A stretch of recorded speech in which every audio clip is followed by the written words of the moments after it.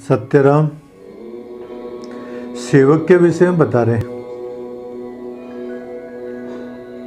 सेवक साईं का भया तब सेवक का सबको होय, सेवक साईं को मिल्या तब साईं सरी का होय। सेवक का क्या मतलब होता है? जो सेवा करे। और सेवा का तात्पर्य क्या होता है? सेवा का तात्पर्य ये नहीं होता है कि हम जैसे भी सेवा करें उससे सेव्य, हम जिसकी सेवा करते हैं वो प्रसन्न हो, ये बात नहीं। बल्कि वास्तविकता ये है कि जिसकी हम सेवा कर रहे हैं उसके अनुसार चलें, उसके अनुसार सेवा करें, उसके अनुसार काम करें, अपने नहीं चलाएं। अधिकतर क्या होता है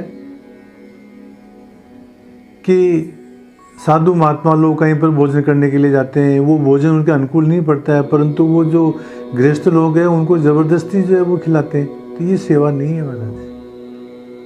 चलो अस्तु। सेवक साईं का भया, जब सेवक परमात्मा का हो गया, परमात्मा का हो गया का तात्पर्य अपने आप को पूर्ण रूप से परमात्मा के समर्पित कर दिया। देखो हमारी समस्या क्या है?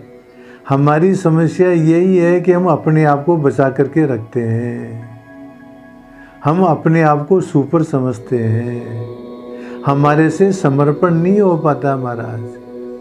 हम ये समझते हैं कि ये काम हम कर सकते हैं। और सेवक जो होता है वो अपना संपूर्ण भार परमात्मा के ऊपर डाल देता है। परमात्मा का हो जाने का मतलब ये है कि चिंता नहीं करना। देखो एक उदाहरण आता है, एक बार कोई गाड़ी जा रही थी तो रास्ते के अंदर एक मजदूर मिल गया, उसके माथे के ऊपर पोटली थी। तो उस मजदूर ने गाड़ी वाले से कहा कि भाई मेरे को बैठा के ले चलो थोड़ी दूर। गाड़ी वाले ने कहा कि बैठ जा भाई। तो मजदूर गाड़ी में बैठ गया और वो जो उसकी जो पोटली थी ना उसको अपने माथे पर ही रखी उसने।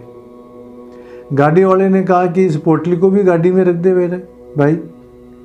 तो वो मजदूर क्या कहता है, अरे भाई तुमने मेरे को भी बैठा लिया, यही पर्याप्त है। इस गांठरी का बोझ मैं जो है आपकी गाड़ी में नहीं डालना चाहता हूँ। जब स्वयं ही गांठ के सहित गाड़ी में बैठ गया तो गांठ का बोझ भी गाड़ी में ही था, परंतु वो नासमझ समझ नहीं पाया। इसी प्रकार से हमारी भी समस्या क्या है महाराज कि हम परमात्मा को समर्पित करने का ढोंग तो करते हैं, परंतु वो जो गांठ है ना हमारी अहंकार की, उसको नीचे नहीं डालते हैं। चलो अस्तु। सेवक साईं का भया, जब सेवक परमात्मा का हो जाता है, अपने आप को समर्पित कर देता है, तो दादू जी महाराज कहते हैं तब सेवक का सबको होय। फिर सारी दुनिया सेवक की हो जाती है। फिर वो जो है वो परमात्म स्वरूप ही हो जाता है। चलो इसको ऐसा समझो कि जा पर कृपा राम की हुई ता पर कृपा करे सब कोई। जिस पर परमात्मा कृपा कर देता है तो उसके ऊपर तो सभी कृपा करते हैं। जब परमात्मा ने उसको अपना लिया तो सारा संसार उसके अनुकूल हो जाता है। यही बात इन साखी में कही गई है, सेवक साईं का भया तब सेवक का सब कोई। और यहाँ तक आ गया है महाराज कि जो परमात्मा को समर्पित हो जाता है तो चंद सूर सिजदा करे, नाम ले काले दादू जमी आसमान सब है, उन पावों सिर दे। जो परमात्मा का भजन करता है, जो परमात्मा का भक्त हो जाता है, जो परमात्मा को समर्पित हो जाता है, तो महाराज उसको चांद और सूर्य सब प्रणाम करते हैं। जो परमात्मा का नाम लेता है, दादू जमी आसमान सब, जमीन और आकाश उन पावों सिर दे, उनको प्रणाम करते हैं महाराज। ऐसे भक्त को, ऐसे सेवक को। धरती अंबर रात दिन रवि ससिनावे शीस, दादू बल बलवार ने, जे सुमरे जगदीश। जो परमात्मा का भजन करता है उसको धरती, आकाश, रात तो दिन, ये दोनों, रवि ससिनावे शीस, चंद्रमा और सूर्य, ये सारे के सारे उसको शीश नवाते हैं। दादू बल बल वारने जे सुमरे जगदीश। जो परमात्मा का भजन करता है उसके सब वारने जाते हैं महाराज। भागवत में कहते हैं कृष्ण भगवान, मद भक्ति युक्तो बहुनम पुनाति। जो मेरी भक्ति से युक्त है वो संसार को पवित्र कर देता है। और कहते हैं कृष्ण, न तथा में प्रियतम आत्मयोनिर्न शंकर है, न च संकर्षणो न श्री नेवात्मा च यथा भगवान। भक्तों को कहते हैं कृष्ण भगवान कि न तथा में प्रियतम आत्मयोनिर, मेरे को ब्रह्मा जी उतने प्रिय नहीं है, न शंकर है, न शंकर उतने प्रिय है, न च संकर्षणो, न मेरे को बलराम जी इतने प्रिय है, न श्री, न मेरे को लक्ष्मी इतनी प्रिय है, न मैं अपने आप को इतना प्रेम करता हूँ यथा भगवान, जैसे मैं भक्तों को प्रेम करता हूँ। वही बात कहते हैं दादू जी महाराज, सेवक साईं का भया तब सेवक का सबको होय, सेवक साईं को मिल्या तब साईं श्री का हो। जब सेवक परमात्मा को मिल जाता है तो वो परमात्मा स्वरूप ही हो जाता है, फिर वो अलग नहीं रहता महाराज। ये बात साखी में बताई। अब आगे सत्संग की महिमा बताते हैं। सत्संग के दो अर्थ होते हैं महाराज। एक तो सत्य का संग सत्संग, एक साधु नाम संगति सत्संगति, एक साधुओं की संगति, उसको सत्संग कहते हैं। इसकी और विशेष चर्चा आगे साधु के अंग के अंदर करेंगे। चलो अब वर्तमान में सत्संग की विशेषता बताते हुए दादू जी महाराज कहते हैं, मिस्त्री माही मेल कर मोल बिकाना वंश, यूं दादू महंगा गया पार ब्रह्म मिली हंस। पहले क्या करते थे, इस मिस्त्री को जो जमाया करते थे तो बांस की जो खपच्चियाँ होती थी, बांस के जो टुकड़े होते थे उनके अंदर मिस्त्री को जमाया करते थे। आजकल तो सूत में जमाते हैं। तो दादू जी महाराज कहते हैं, मिस्त्री माई मेल कर मोल बिकाना वंश।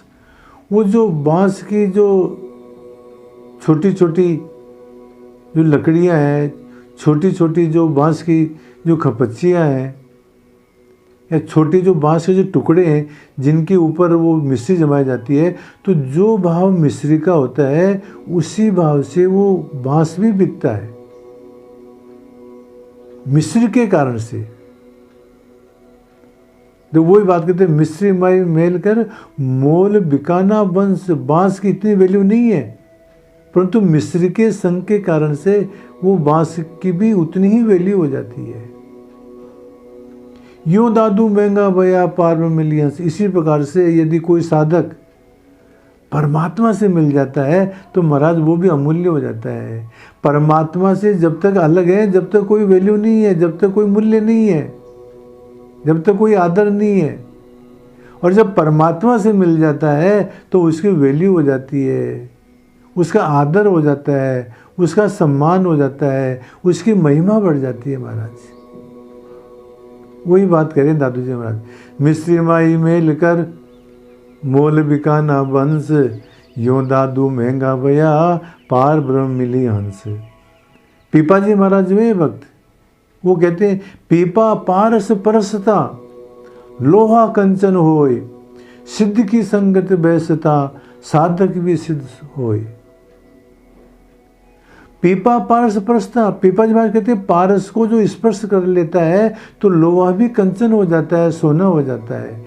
इसी प्रकार से सिद्ध की संगत बैठता, जो सिद्ध साधु हैं उनकी यदि संगत के अंदर बैठ जाए तो साधक भी सिद्ध जो होए, तो साधक भी सिद्ध हो जाता है महाराज, वो भी सिद्ध युक्त हो जाता है। और कबीरदास जी महाराज कहते हैं, कबीर खाई कोट का पानी पीवे न कोई, जाय मिले गंग में सब गंगोदक होए।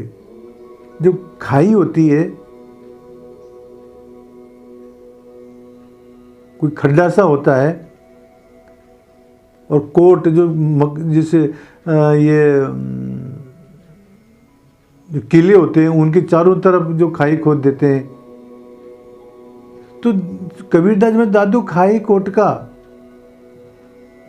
पानी पीवे न कोई, उनका कोई पानी नहीं पीता है। किले के चारों तरफ जो खाई होती है, जो कोट होता है, उनका पानी कोई नहीं पीता है। जाए मिले गंग में, परंतु यदि वही खाई का पानी, वही खड्डे का पानी, वही कोट का पानी यदि गंगा के अंदर मिल जाए तो सब गंगोदक हो, जो सारा गंगोदक हो जाता है। फिर वो गंगा के साथ में उसका भी पान सब करते हैं। ये संगति की विशेषता है महाराज। और बता रहे इसी बात को, मीठे सो मीठा भया, खारे सो खारा, दादू ऐसा जीव है ये रंग हमारा।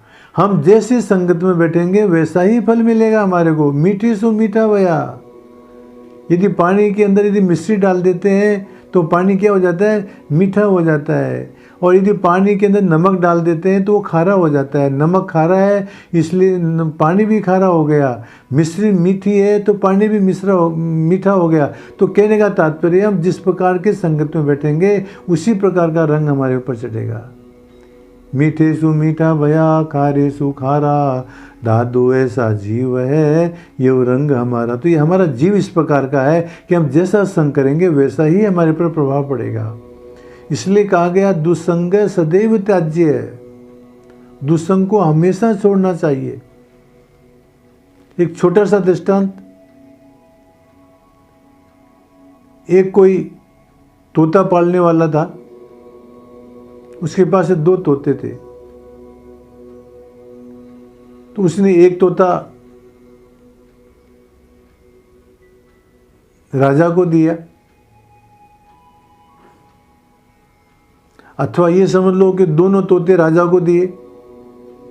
अब उसमें से एक तोता तो क्या बोले, मारो काटो, आ गया लूट लो। और एक तोता क्या बोले, आइए विराजिए, स्वागत है, राम राम सा। तो उस बहेलियों को राजा ने बुलाया, उसने कहा कि तुमने दोनों तोते मेरे को दिए, एक तोता बोलता है काटो मारो लूट लो, और एक तोता बोलता है आइए विराजिए, स्वागत है, राम राम सा। ये क्या बात है? तो बहेली ने कहा कि महाराज, एक तोता मैंने लुटेरों से, डाकुओं से खरीदा है, तो डाकुओं के संग में रह करके तोता भी लूटो मारो कूटो पीटो लूट लो ये सीख गया। अरे एक तोता मैंने साधु के यहाँ से खरीदा है, इसलिए मतलब वो जो राम राम सा, आइए विराजिए, जल पीजिए, इस प्रकार से बोलता है। कहने का तात्पर्य है कि संगति का असर तोतों पर पड़ गया। इसी प्रकार से महाराज, हम भी जैसी संगति करेंगे हमारे पर वैसा ही प्रभाव पड़ेगा। इसलिए हमारे को हमेशा दुसंग को छोड़ना चाहिए। इन साखियों के अंदर दादू जी महाराज ने सेवक के बारे में और सत्संगति के बारे में बताया है। सत्यराम।